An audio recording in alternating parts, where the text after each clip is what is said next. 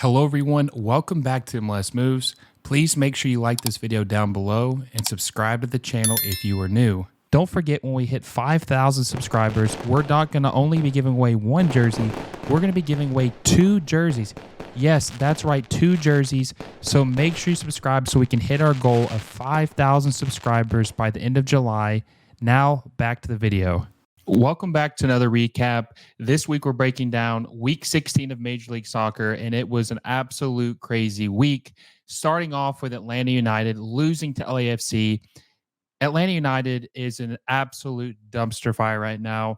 Gonzalo Pineda needs to go as soon as possible. If he is not fired by Monday, the following Monday after the LAFC match, Atlanta United is completely screwed for the rest of the season, and I don't know what the hell they're doing.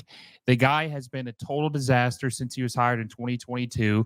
He's had spurts of success, but a lot of failure to go with it. And this team hasn't won a game since March. I said last week that they had their first home losing streak of 3 matches in a row. Now it's 4 matches in a row after their loss with LAFC. And it just doesn't look any better. It doesn't look like it's going to get any better. Gonzalo Pineda is an absolute train wreck. He doesn't know what he's doing. And Carlos also needs to be fired. Bocanegra, he needs to be fired as well. He honestly benefited from Darren Eales and also Tata Martino leading the helm back in the successful days of Atlanta United. He needs to go the clean house, give Garth Lagerwey complete control, let him build it the way he wants. They have got to get rid of both of these guys because this is a club that has shown since day one that they're committed to winning, that they will spend what they need to spend, breaking most of the MLS transfer records for players, Thiago Almada, Ezequiel Barco, Pity Martinez. They have shown that they're willing to spend on players, and it's just what's going on right now is not working. This is far from what we were used to with seeing Atlanta United. And also you have players like Giacomakis, who looks like he's disgruntled. He's not happy with what he's being paid at Atlanta United. He's wanting to move to Liga MX, rumored to be Cruz Azul, where they're offering 10 million euros for him. I think if you're Atlanta United, you have to take that and run to the bank with it. When they offer you 10 million euros for a 30-year-old striker on a struggling team, you take the money and you run. And then you rebuild. And then also Thiago Almada was supposed to be the biggest transfer. He was going to break the biggest transfer record in Major League Soccer history, and he's fallen off as well. I mean, we're talking about the first active player on an MLS Cup winning or on a World Cup winning roster to play in MLS. And his stock has fallen too. He's not going to break any records when he's sold. So you have 2 players that are most likely on the move this summer.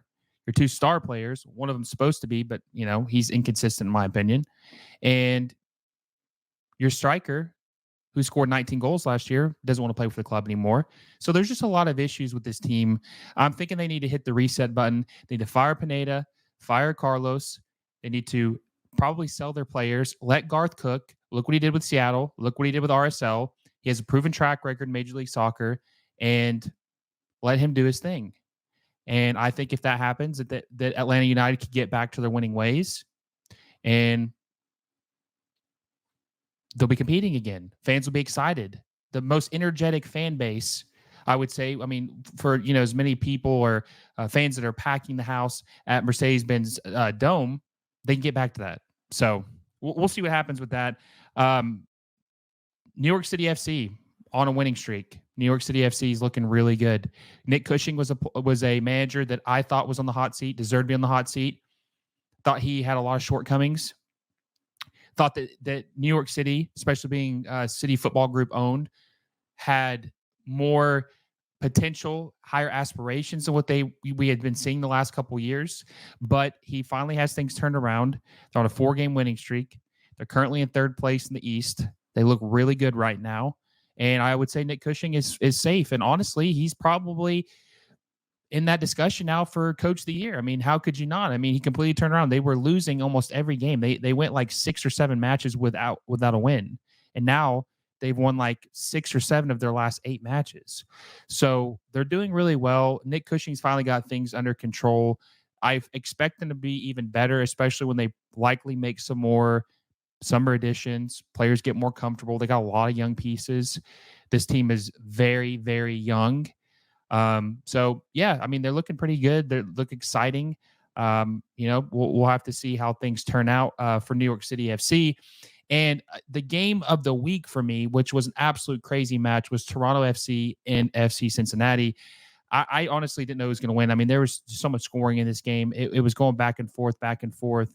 You're watching two really well coached teams in Pat Noonan's side and John Herdman's side. Yeah, I mean, these are two really, really good teams right now. And FC Cincinnati is arguably the hottest team in the league. If it weren't for Inter Miami having one extra game on them, they would be the number one seed, not only in the East, but number one seed in the entire league. So they're looking really good. They're looking exactly like they did last year. Lucha Costa is cooking. Kevin Kelsey, what a signing. What a signing the Venezuelan striker has been. I mean, he looks like he's going to be better than Brandon Vasquez. And we all know how Brandon Vasquez, how good he was when he played for FC Cincinnati. Very productive goal scorer. Obviously, he had a down year last season, but throughout his career with FC Cincinnati, he's been very consistent, was very good. Kevin Kelsey looks like he's going to be better. He's young, he's talented, and it looks like a hell of a signing for FC Cincinnati and a scary signing for FC Cincinnati. This is one of the deepest teams, best defensive teams in the league. And honestly, I know I say this like every week, but there's just a lot of good teams this year in Major League Soccer. I think FC Cincinnati has to be the best team in the league right now. I mean, they're just playing out of their mind. They're really catching fire. And yes, it's arguable or debatable of, who the best team is in the league, but there's a lot of good teams, like on runs right now. Like I mentioned, New York City FC and Miami's doing really well. There's a lot of good teams right now, but Cincinnati is really turning it on. And like I said, if it wasn't for the extra game Miami had on Cincinnati, they'd be in first place right now. So I have to give Pat Noonan credit. Team's looking really good, looks really well. Looks like it's a really well-rounded club or roster, very deep defensively and at every position, honestly. They just look good. It feels like they finally have everything they need to make a serious run at the MLS Cup championship this season. And Toronto's looking good too. Obviously, Toronto's got some holes. Lorenzo Insigne had a good game. He's just finally coming back a couple weeks ago from an injury. Bernadeschi kind of had a slower game. They still need some pieces. There's a couple spots they need to add to strengthen, but I think that they will do that this summer. It's rumored they're going to have a DP come in. It'll be interesting to see what position they fill. I think it needs to be a striker, but could be a midfielder. And, this team is not complete right now, but they're competing, and John Herdman has them playing very well. This roster is almost exactly the same as what it was under Bob Bradley, yet this team looks a whole hell of a lot better. They're competing at a higher level, and when you watch them play, you feel like they can win. They can win, and they're in every single match. So it's nice to see them turn it around and see what they're going to be able to do when it comes to the rest of the season. Also, some of the other matches we had: Columbus Crew beats Orlando 2-0. We had Nashville and Montreal ending in a draw, 0-0. Both teams very struggling mightily right now. Montreal has really collapsed. Nashville has been terrible this season. They fired Gary Smith a week ago. Very curious to see what direction they go in. Not very optimistic about what their future looks like, because they've shown a reluctancy to get with the times and try to build a modern winning MLS roster. Philadelphia and Charlotte ended a 0-0 draw. DC United and Chicago ended in a 1-1 draw. A lot of draws this week, by the way. Seattle finally get a win. They go long stretches without any wins. They win 2-1 over St. Louis City SC. St. Louis really struggling in their second year. Sophomore slump is real. RSL and Dallas, another great game. Dallas looked like they had it. They were up 3-1. You thought they were going to win. Nope. RSL comes back, wins they tie it 3-3, ends in a draw, but still great game. Dallas just leaves 3 points on the board. Crazy. Minnesota and Colorado, another good game, ends in a 3-3 draw. Sporting Kansas City loses to the Portland Timbers 2-1. When is Peter Vermees going to get fired? It feels like the guy is untouchable. He's been the manager for, I think, 15 years now. He hasn't won a cup since 2013. Team has regressed significantly, and it just feels like they're content with mediocrity. They need to move on, need a new voice. I feel for the Sporting KC fans. San Jose, Austin FC ends in a 1-1 draw. Inter Miami wins 2-1 on the road against Vancouver. Huge stadium crowd, or huge crowd at BC Place. A lot of people spending a lot of money. Reportedly, a guy had made a board claiming he spent $4,900. What an idiot. That's crazy to spend that kind of money. That's just setting money on fire. $800 on a diner. Just, yeah. Anyway, Inter Miami wins. Messi didn't play. Suarez didn't play. Busquets didn't play. Doesn't matter. They win 2-1. They're still number one in the league, in first place in the East. And finally, the LA Galaxy beat Houston Dynamo 2-1. Ricky Puig is back with blonde hair, and it looks brassy as hell, but they won. He looks good, playing as good as he ever has. They're hinting at an extension for him soon.